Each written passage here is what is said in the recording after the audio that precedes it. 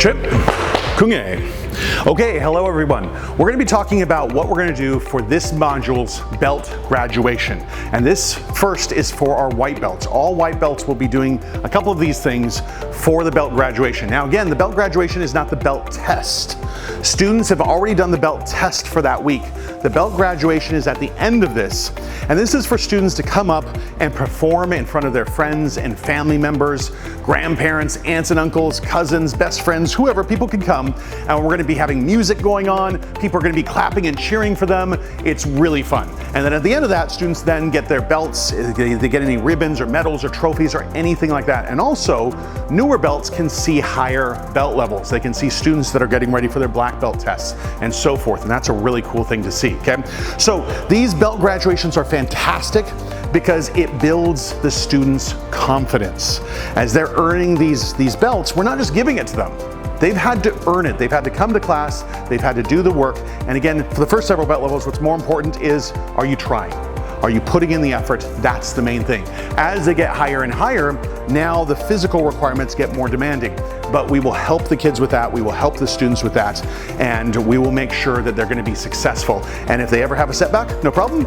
Let's fix it, let's work on it, let's improve it, and let's learn from it. That's really, really important. Okay, so for this belt graduation, for the white belts, for this module, all white belts are going to be doing a backwards break fall and also a front kick. So I'm gonna have instructor Casey demonstrate this really quick. Okay, so first of all, parents, if you wanna practice this with your kids to kind of get them a little more prepared for it, this is fine, okay? Let me have you take one step this way here. So first thing to do, if you're at home, practice this not on concrete, not on a hardwood floor, not on something strong, right? Practice it on a carpet, practice it outside in the grass. If you want to put a yoga mat down, that can be good. Okay, but we can do that. And parents, if you want to do this with your kids, you can absolutely do this. Okay, so first thing, we're gonna have you sitting down, and this backwards break fall, we're gonna practice falling back without letting our heads touch the ground. Okay, so first thing to do is take your chin down, and then from here, you're gonna roll back, and then roll forward, and then roll back, and roll forward. It's as easy as that. So practice this one first, just to get in the motion of this. And the reason for this is we're not letting our head touch the ground. Okay, now, for the next step of this, we're gonna roll back. And now as we roll back, we're gonna have our hands slap the ground. I don't want my arms coming up too high. I don't want my arms coming too low. I want them about a 45-degree angle, okay? So you can start off with your arms crossing you like this. And then as you roll back, have your hands slap down. Okay, so ready, roll back and slap down. Good, and then come back up and then roll back and slap. Now, instructor Casey's doing this really hard. When you first do it, if you just want to do it nice and light, you can do that. That's totally fine, okay?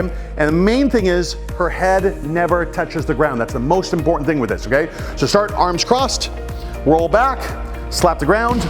And what's also important is you're not having the back of your hands hit. It's always the palms of your hand. Okay, now, one more thing. As you roll back, you're now gonna exhale. You're gonna breathe out. So ready, roll back and exhale. Very good. Sit back up and then try that again. Roll back and exhale, okay? So what we're gonna do in the belt test is we're gonna do that, but we're gonna do it from standing. And very simply, the easiest way to do this, the instructors are gonna have paddles. If you just wanna clap your hands, it's the same thing. You can practice this.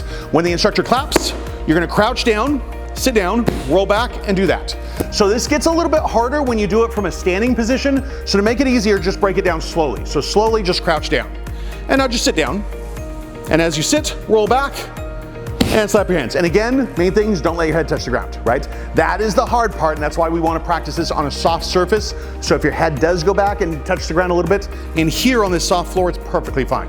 But we want to practice not having that happen, okay? So on the belt graduation, the instructors are going to have the paddles, and they're going to clap. You're going to sit down and break fall. Then stand back up, and they'll clap, sit down, and stand back up, and clap, and so forth. Okay, now, we're also gonna practice our front kicks, okay? So the front kick, students will be in their self-defense stance. What we're gonna do is we're gonna have the back leg, knee is gonna come up first, and then we're gonna snap our foot out and then come down.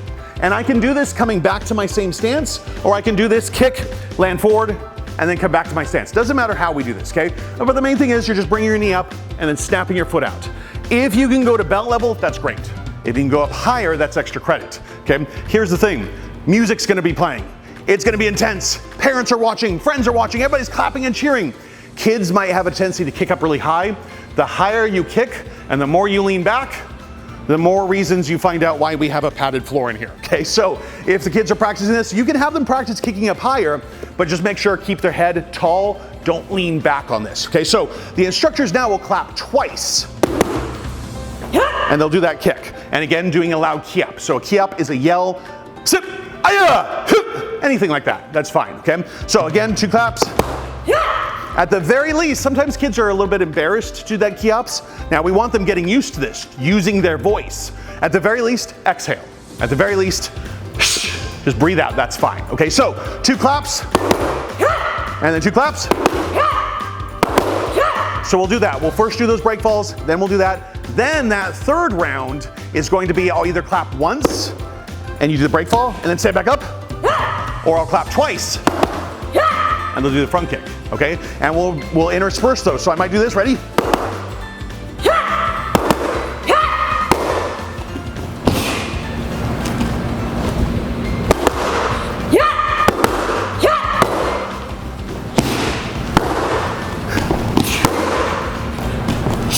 Very good, just like that. So we'll try to trick them a little bit. We'll play with it, we'll have fun with it. And if the student messes up, not a big deal. Just keep going, trying your best. People are gonna be clapping and cheering. We want students getting used to, yeah, if I mess up, it's okay. It's totally fine. Let's keep practicing, and we're gonna make it fun. We're gonna have a lot of fun. It's gonna be playful and all that, okay? So that's what we're doing for all white belts on this belt graduation. Again, you can practice those things with your kids at home.